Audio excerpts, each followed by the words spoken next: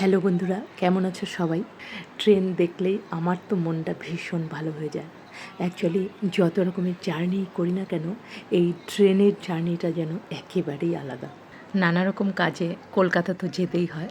তা এবার কলকাতা গিয়ে চলে গেলাম এই নিউ টাউন।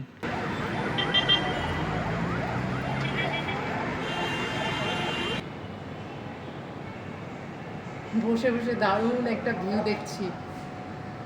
এদিকে সানসেট হচ্ছে আর এরকম সুন্দর একটা জায়গায় বসে পুরো ভিউ দেখা।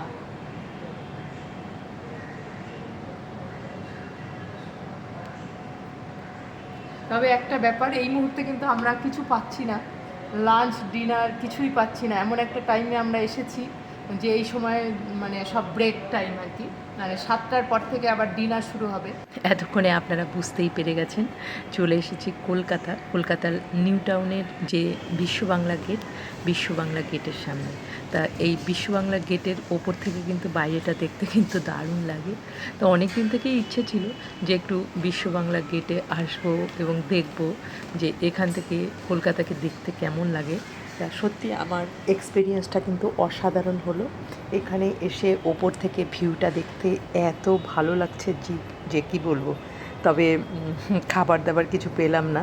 তা একটু খাবার খেলে আর একটু ভালো লাগতো। তা এতক্ষণ আর ওয়েটও করতে পারবো না, 7টা অবধি থাকতে হবে তাহলে খাবার মানে ডিনার করতে হলে।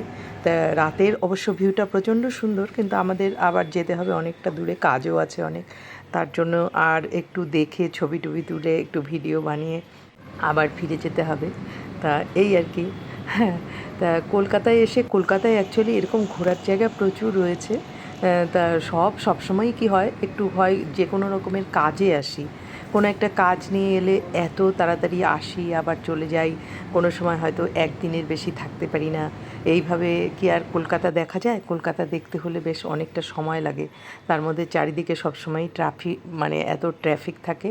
তা সেই সব ট্রাফিক পেরিয়ে জায়গাগুলো দেখা যাক।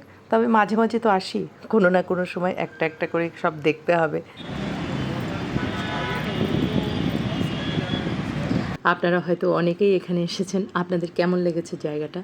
আমার অনেক দিন থেকেই আমি আসি, কিন্তু একদমই আসা হয়ে উঠছিল না। তা এবার বেশ জোর করেই এখানে এসে একটু ঘুরে গেলাম।